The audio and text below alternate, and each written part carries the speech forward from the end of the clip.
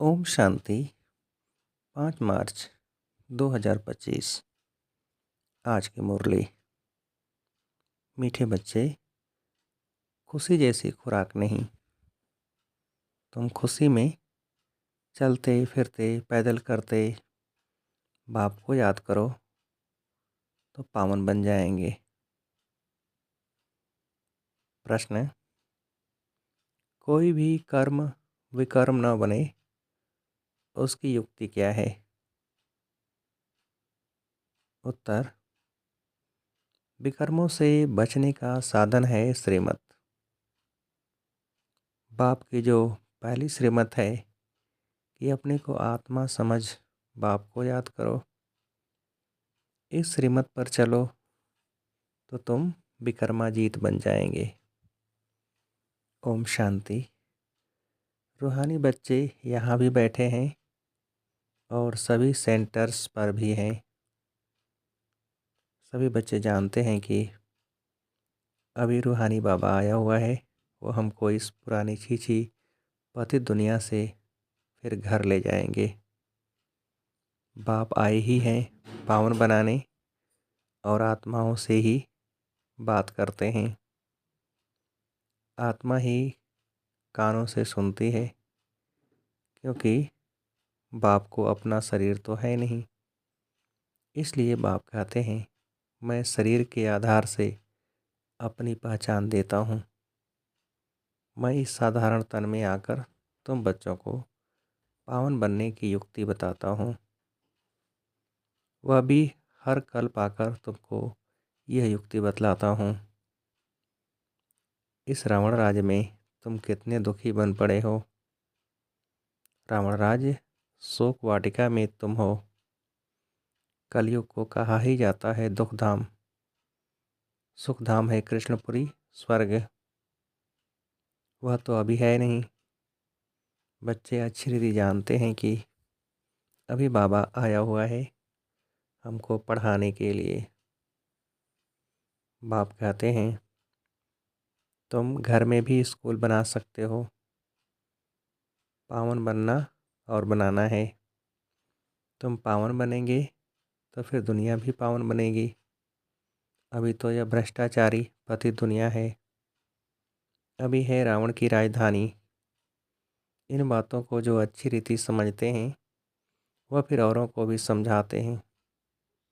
बाप तो सिर्फ कहते हैं, बच्चे अपने को आत्मा समझ मुझ बाप को याद करो, औरों को भी ऐसे समझाओ। बाप आया हुआ है, कहते हैं मुझे याद करो तो तुम पावन बन जाएंगे। कोई भी आसुरी कर्म नहीं करो। माया तुमसे जो छी कर्म कराएगी वह कर्म जरूर विकर्म बनेगा। पहले नंबर में जो कहते हैं ईश्वर सर्वव्यापी है, यह भी माया ने कहलाया ना। माया तुमसे हर बात में विकर्म ही कराएगी। कर्म अकर्म विकर्म का राज भी समझाया है। श्रीमत पर आधा कल्प तुम सुख भोगते हो, आधा कल्प फिर रावण की मत पर दुख भोगते हो। इस रावण राज में तुम भक्ति जो करते हो नीचे ही उतरते आए हो। तुम इन बातों को नहीं जानते थे, बिल्कुल ही पत्थर बुद्धि थे।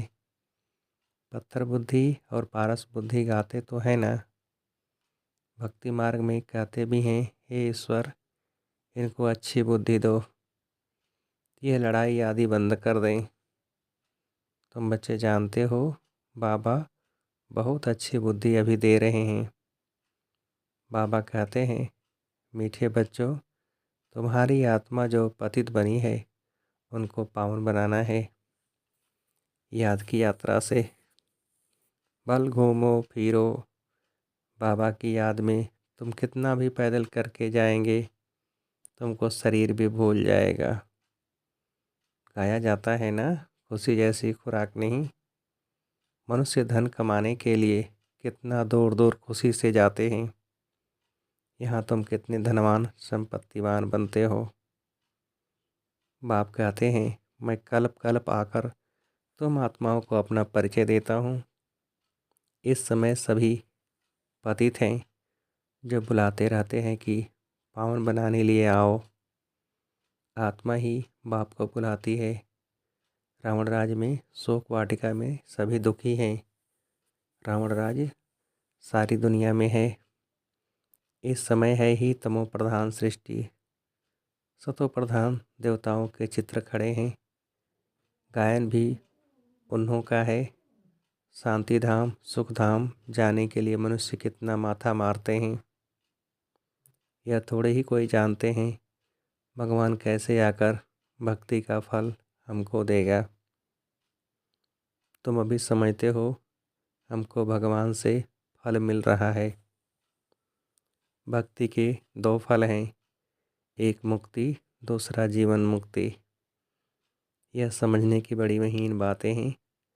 जिन्होंने शुरू से लेकर बहुत भक्ति की होगी वह ज्ञान अच्छी रीति लेंगे तो फल भी अच्छा पाएंगे।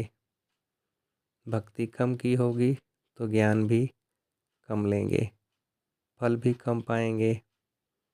हिसाब है ना, नंबरवार पद है ना। बाप कहते हैं मेरा बनकर विकार में गिरा तो गोया मुझे छोड़ा। एकदम नीचे जाकर पड़ेंगे। कोई तो गिरकर फिर उठ पड़ते हैं, कोई तो बिल्कुल ही गटर में गिर जाते। बुद्धि बिल्कुल सुधरती ही नहीं। कोई को दिल अंदर खाता है, दुख होता है।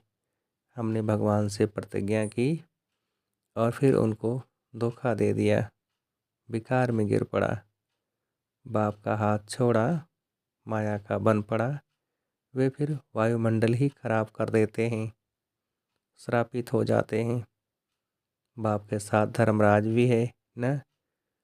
उस समय पता नहीं पड़ता है कि हम क्या करते हैं, बाद में पश्चाताप होता है। ऐसे बहुत होते हैं किसका खून आदि करते हैं तो जेल में जाना पड़ता है। फिर पश्चाताप होता है, ना है उनको मारा, गुस्से में आकर मारते भी बहुत हैं। ढेर समाचार अखबारों में पढ़ते हैं। तुम तो अखबार पढ़ते नहीं हो। दुनिया में क्या क्या हो रहा है तुमको मालूम नहीं पड़ता है। दिन प्रतिदिन हालतें खराब होती जाती हैं। सीढ़ी नीचे उतरनी ही है। तुम इस ड्रामा के राज को जानते हो। बुद्धि में यह बात है कि हम बाबा को ही याद करें। कोई भी ऐसा छी कर्तव्य न करें जिससे रजिस्टर खराब हो जाए। बाप कहते हैं मैं तुम्हारा टीचर हूँ ना। टीचर के पास स्टूडेंट की पढ़ाई का और चाल चलन का रिकॉर्ड रहता है ना। कोई की चाल बहुत अच्छी, कोई की कम, कोई की बिल्कुल ख़राब। नंबरवार होते हैं ना। यह भी सुप्रीम बाप कितना ऊंच पढ़ाते हैं। वह भी हर एक की चाल चलन को जानते हैं। तुम खुद भी जान सकते हो। हमारे में यह आदत है, इस कारण हम फेल हो जाएंगे। बाबा हर बात क्लियर कर समझाते हैं। पूरी रीति पढ़ाई नहीं पढ़ेंगे, किसको दुख देंगे तो दुखी होकर मरेंगे। पद भी भ्रष्ट होगा, सजाएं भी बहुत खाएंगे।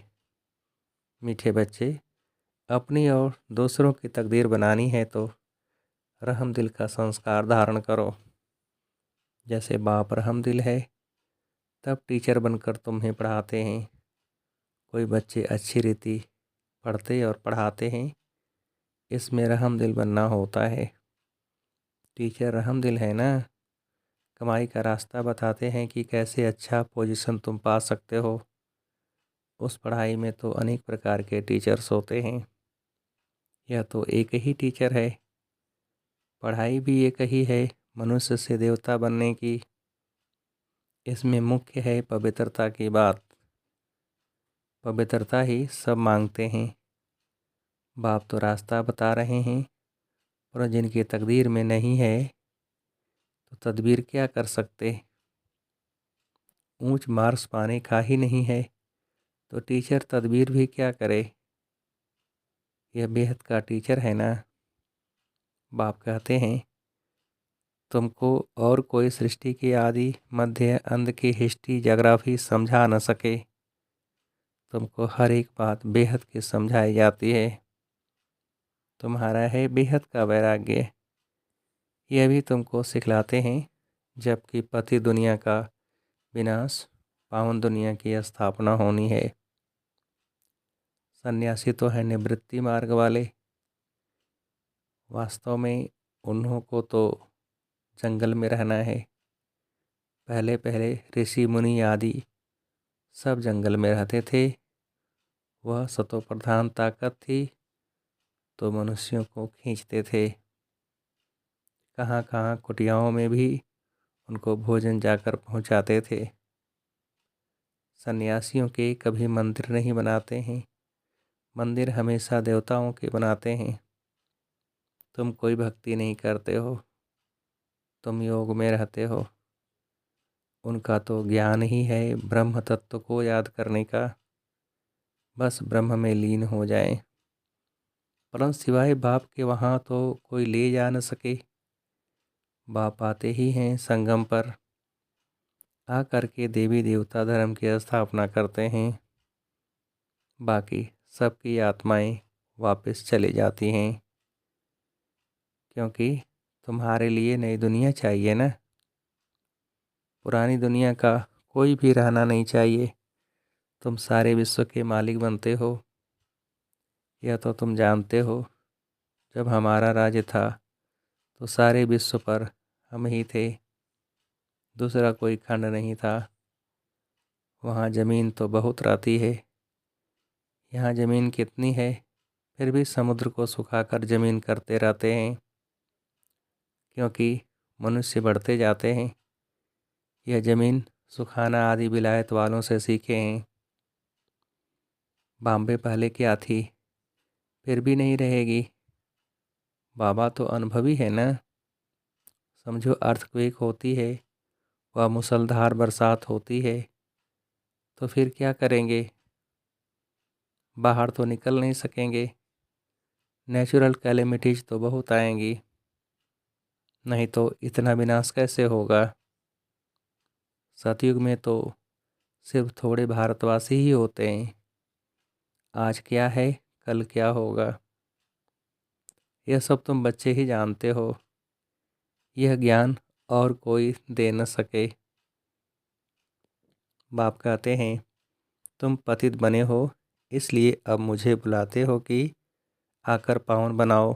तो ज़रूर आएंगे, तब तो पावन दुनिया स्थापन होगी ना। तुम बच्चे जानते हो बाबा आया हुआ है। युक्ति कितनी अच्छी बतलाते हैं। भगवान वाच मन मना भव, देह सहित देह के सभी संबंधों को तोड़ मामी कम याद करो। इसमें ही मेहनत है। ज्ञान तो बहुत सहज है, छोटा बच्चा भी झट याद कर लेगा। बाकी अपने को आत्मा समझ और बाप को याद करे, वह इम्पॉसिबल है। बड़ों की बुद्धि में ही नहीं ठहर सकता तो छोटे फिर कैसे याद कर सकेंगे। भल शिव बाबा कहे भी, परंतु है तो बेसमझना। हम भी बिंदी हैं, बाबा भी बिंदी है। यह स्मृति में आना मुश्किल लगता है। यह यथार्थ रीति याद करना है, मोटी चीज़ तो है नहीं। बाप कहते हैं यथार्थ रूप में मैं बिंदी हूँ, इसलिए मैं जो हूँ जैसा हूँ वह सिमरण करें, यह बड़ी मेहनत है। वह तो कहते थे परमात्मा ब्रह्म तत्व है, और हम कहते हैं वह एकदम बिंदी है। रात दिन का फर्क है ना। ब्रह्म तत्व जहाँ हम आत्माएं रहती हैं उनको परमात्मा कह देते। बुद्धि में यह रहना चाहिए मैं आत्मा हूँ, बाबा का बच्चा हूँ, इन कानों से सुनता हूँ। बाबा इस मुख से सुनाते हैं कि मैं परम आत्मा हूँ, परित परे रहने वाला हूँ।